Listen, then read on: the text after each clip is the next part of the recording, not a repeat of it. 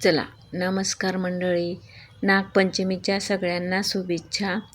चला, आज काय बनवलं ते दाखवते तुम्हाला. तुम्ही काय बनवलं ते पण सांगा. त्यासाठी खिरीसाठी मी दलिया घेतला. हे बघा, 5-10 मिनटं भिजायला घातला. 1 वाटी दलिया हे बघा स्वच्छ धुवून भिजत घातला.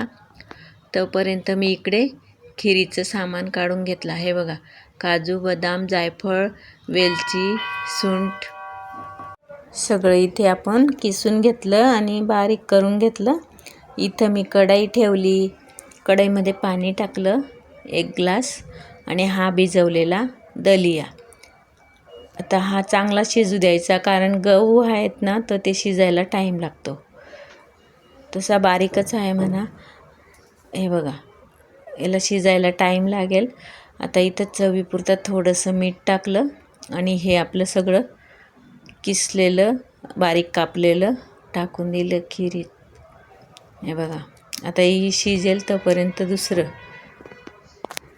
हे बघा बऱ्यापैकी जय श्रीराम. आता जेवढी गोड पाहिजे तेवढी साखर आणि दूध इथं आता टाकून दिलं. कशी वाटली खीर गव्हाची ते पण सांगा मला.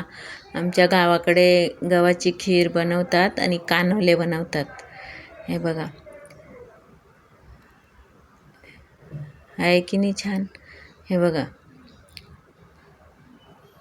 इथं आता मी गव्हाचं पीठ घेतलं, चवीपुरता मीठ टाकलं आणि पीठ मळून घेणार आहे कान्होले बनवायसाठी. हे बघा, इथं थोडंसं मऊ बनवायसाठी तेल टाकलं मऊ बनवून घेतलं. हे बघा असं. आणि आता छोट्या छोट्या गोळ्या बनवून घेतला आणि आपण चपाती बनवतो ना, तसंच आपण बनवून घेतलं. हे आता इडलीच्या भांड्यात मी वाफवणार आहे.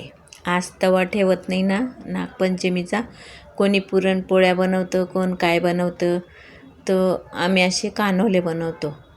हे बघा, असे बनवून घेतले सगळे आणि आता इडलीच्या भांड्यामध्ये वाफवायला ठेवेल. हे बघा, सगळे असे ठेवून दिले आणि हे बघा कसे वाटले ते